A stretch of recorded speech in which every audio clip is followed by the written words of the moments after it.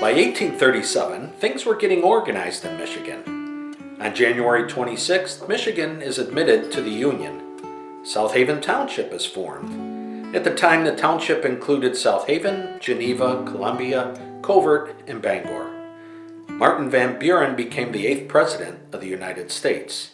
The Panic of 1837, a major financial crisis of the 19th century, begins in New York. This is the first Great Depression that would paralyze the U.S. economy. In November, abolitionist Elijah Lovejoy was murdered by a pro-slavery mob in Alton, Illinois. Ever so slowly, Michigan becomes a stopping place for westward migration for the first and second generations of those born in America. A major concern in 1838 was ridding the area of numerous wolf packs. State and county governments offered a bounty of $13 per scalp. Fear of losing your life to wild animals was a real threat during this time. In 1840, large deposits of copper and iron are discovered in the Upper Peninsula of Michigan. Cornish miners settled in the area and made mining an important asset. A few settlers are starting to make western Michigan a destination.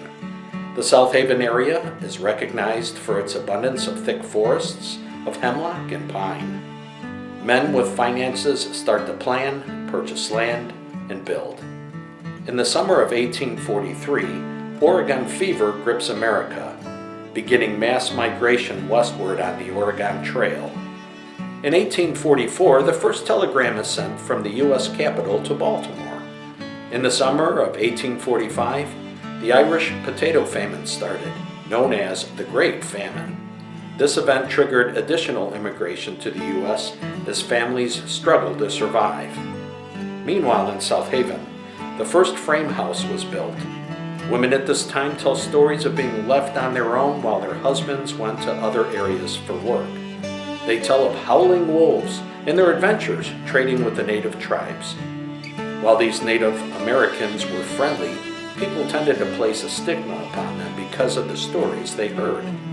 A sawmill was built on the north side of the Black River.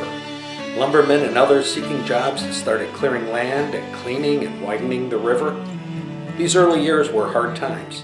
Men working long hours with no families, seeking a stake in the American dream. By the 1850s, Michigan became the leader of the nation's lumber production. As land is cleared, farming starts to take place. In the South Haven area, the first peach orchard is planted. With farms started to develop, families started moving to the area. With lumber mills producing lumber, frame-built buildings and housing are slowly replacing the log cabin. In 1852, the first post office is started by Joseph Sturgis, who also served as postmaster. Mail came by way of Decatur, by stagecoach to the village. Ever so slowly, the community was building, and with that came the yearning for believers to come together to give thanks for daily blessings